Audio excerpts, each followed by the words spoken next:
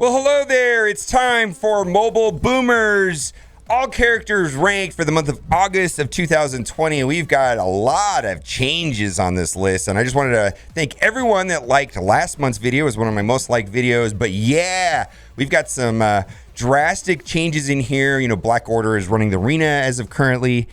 We've got Emma Frost added to the game, which she made a lot of other characters more useful. Then there's other characters that are not as effective anymore, and they've been dropping down on the list. We've also going to talk about Sinister Six and Doc Ock, and then we're also going to talk a little bit about Baron Zemo and what he's going to do for some of those other characters and how useful they're going to be. But we're going to have to see. So this list changes from time to time, and I just want to say your usage out of some of these characters may vary, of course, because you may have high red stars. But the purpose of this is to rate all the characters on usefulness, because at the end of the day, it doesn't really matter how strong they are if you're not using them. But if you're using them in almost every game mode, of course, they're going to be high on the list. And that's one of the most important thing when deciding to put promotion credits is not only will the character benefit from the promotion credits, but are you going to use the character? Same thing with T4s. Is this an effective T4? But more importantly, how much am I going to use this character? And so we've got them all rated. And I know you guys are talking in the comments. I can see you already typing. It goes, those are pink shorts. No, they are not. These are salmon. You guys are colorblind. These are not. This teddy bear right here is pink. Can you see the difference? This is pink. My shorts are salmon. You're colorblind if you can't see the difference. Anyways, effectiveness of characters is what this list is all about. And so we've got, we're just going to go over the rating system real quick. Also, a big shout out to msfpal.gg. Links in the description to the website that I made this on. I think your alliance leader has to set it up. I have never set it up myself. It was set up by my alliance. But 5s and 6s, and what's not split hairs between 5s and 6s in the actual number.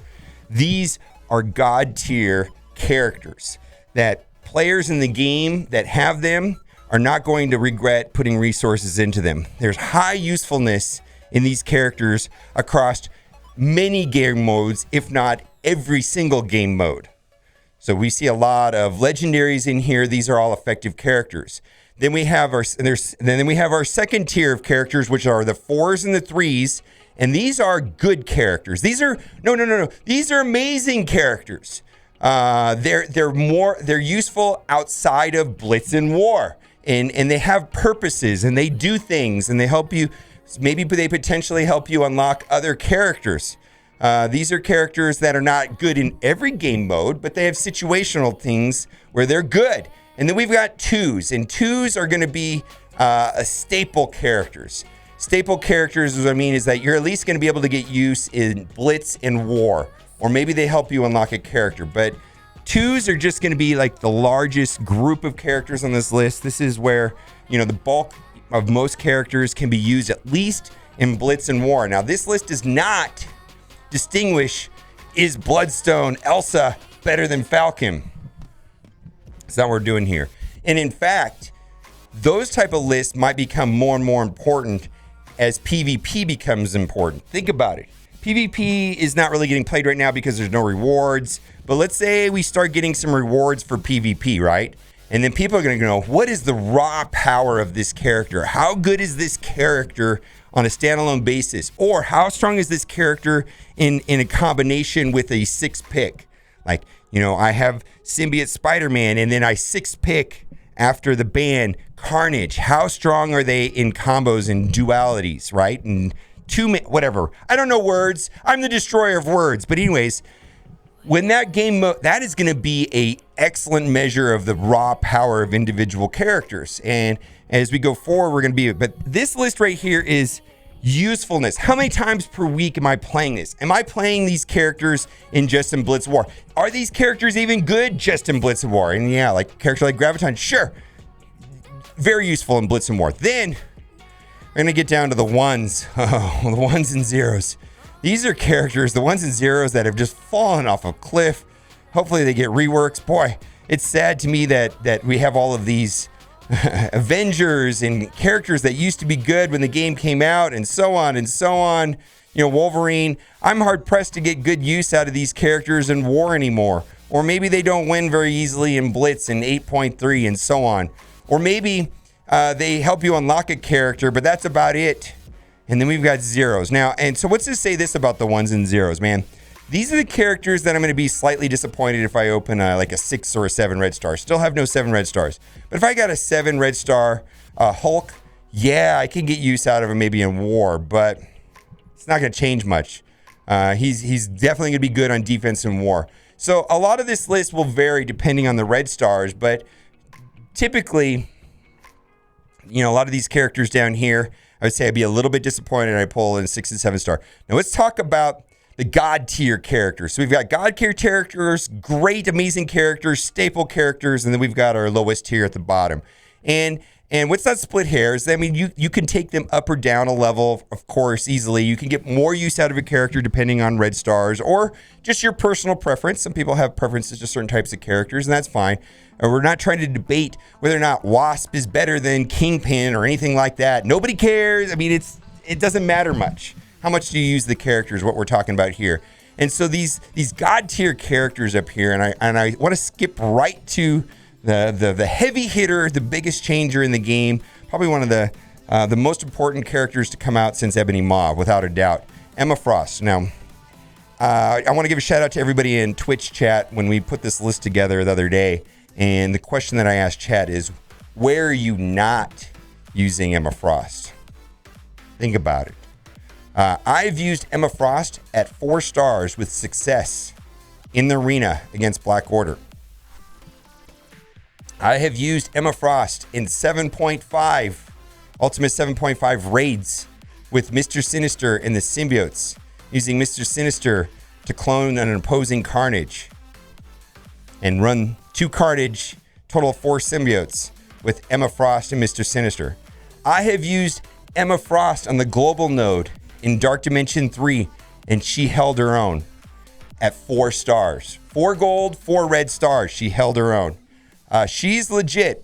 PvP, nearly broken.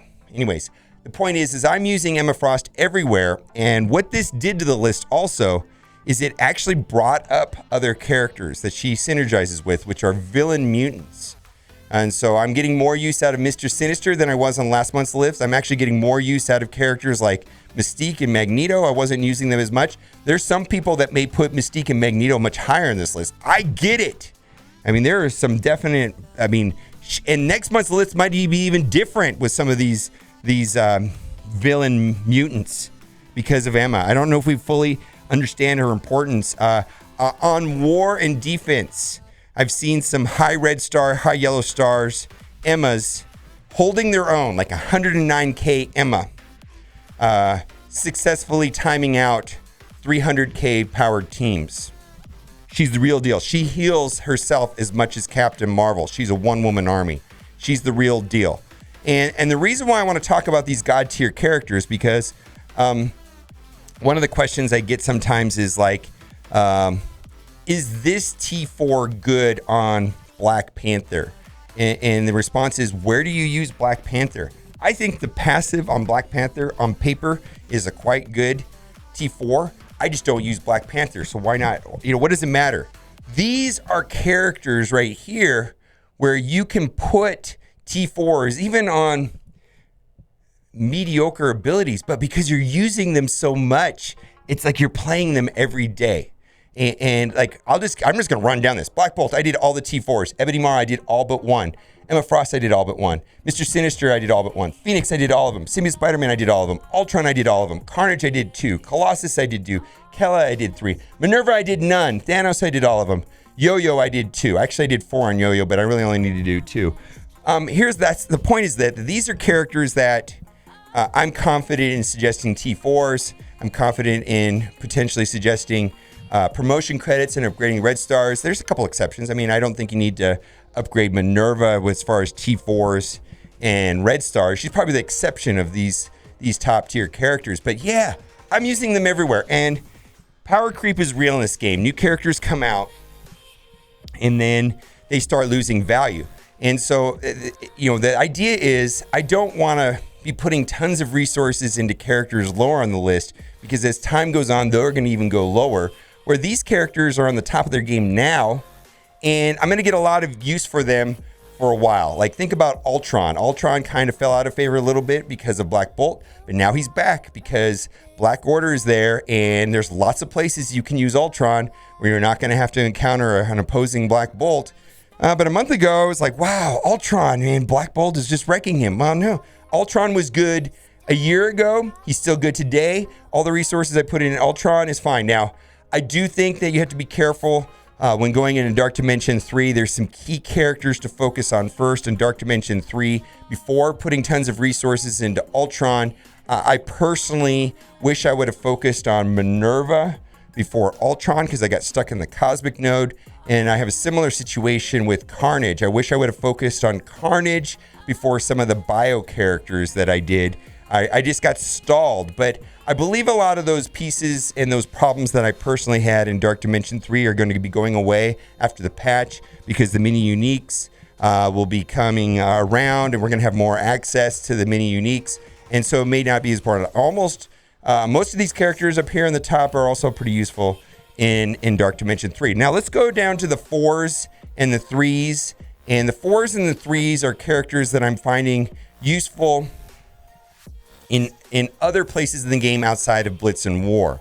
Maybe I'm not using them everywhere all the time, but I can't dispute the effectiveness of them in multiple game modes. And we've got Invisible Woman and Shuri and Proxima, Mystique, and Magneto. I can't say that I use Mystique everywhere.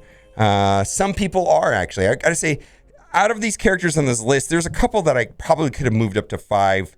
I was looking at some of these mutants, the villain mutants, even Venom, maybe could have gone up. But there are some surprising ones right here.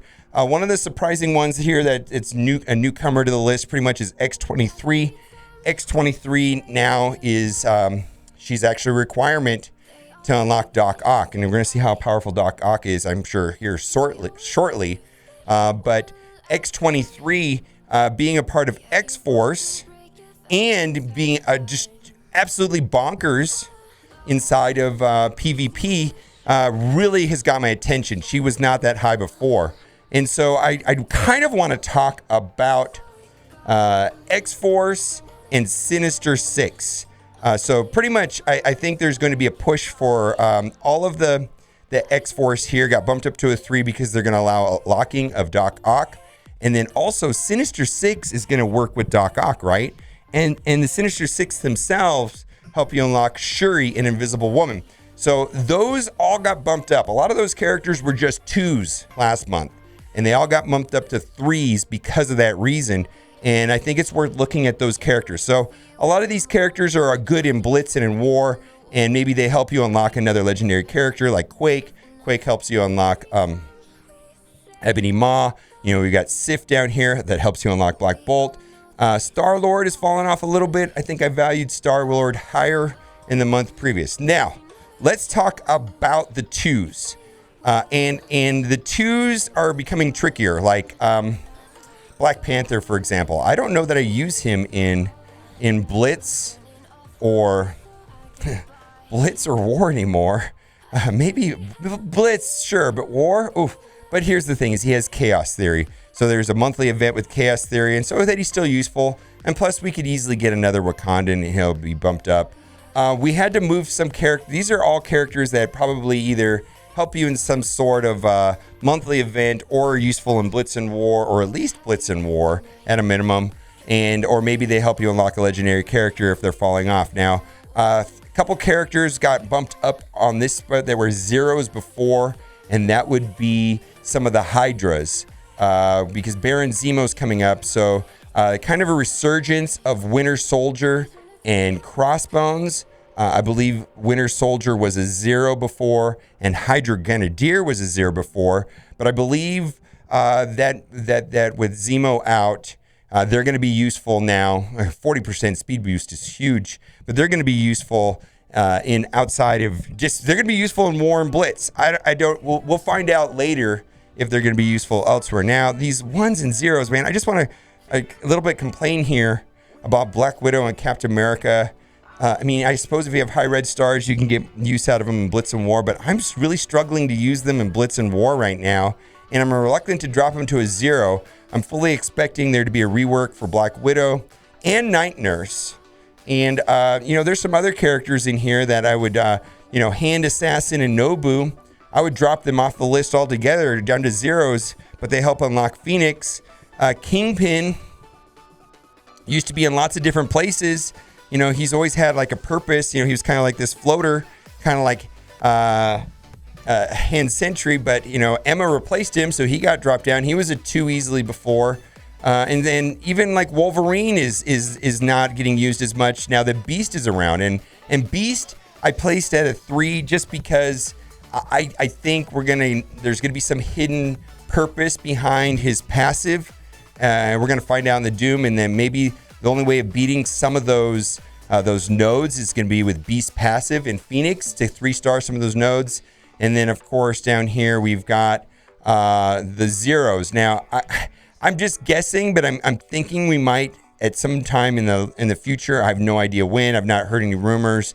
Maybe we'll get some sort of Ravager. Maybe we'll get some sort of Ant-Man type team. Who knows? No idea. Let me know what you think about all of this. I just want to say thank you to everybody on Twitch, and also thank you to msfpal.gg for making this amazing website.